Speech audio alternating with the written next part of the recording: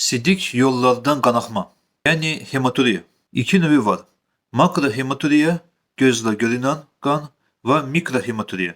Sidiğin mikroskopik müayenesi zamanı aşkar edilir. Fizyoloji ve patoloji növləri də ayırt etmek olar.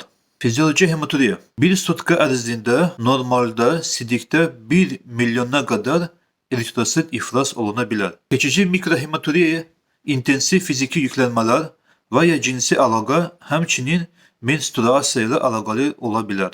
Bütün bu hallarda gözlə görünməyən mikrohematuriya baş verir. Patoloji hematuriya. Səbəbləri şərtli olaraq iki qrupa ayırmaq olar. Dikkat edin. Sıralama en çok rast gelinen nadir sebeplerden doğru olacak. Birinci grup. Törəmələrlə əlaqəli olmayanlar. 1. Sidik yolları infeksiyaları. Əksər hallarda sistit. 2. Böğreklerde veya sidik kisesinde daşlar. 3. Travma. Böğrek veya sidik kisesi nahiyesine zarba. 4. Glomerulonefrit. Böğreklerin glomerullarının yani filtrasiya vahillərinin iltihabı. 5. Anadan gəlmə damar anomaliyaları və qan xəstəlikləri. Məsələn, oraq hüceyrəli anemiya. Bəzi dərmanların qəbulu, məsələn, antikoagulantlar.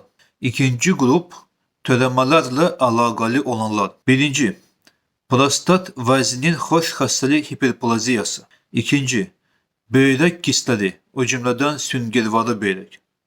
Üçüncü, sidik kisəsi, böyrək və ya prostat vəzinin bad xəstəlik şişləri. Təbiidir ki, ən təhlükəli olan bad xəstəlik şişlərdir və o yüzden hər bir uroloq ilk öncə onkoloji səbəbləri istisna etməlidir.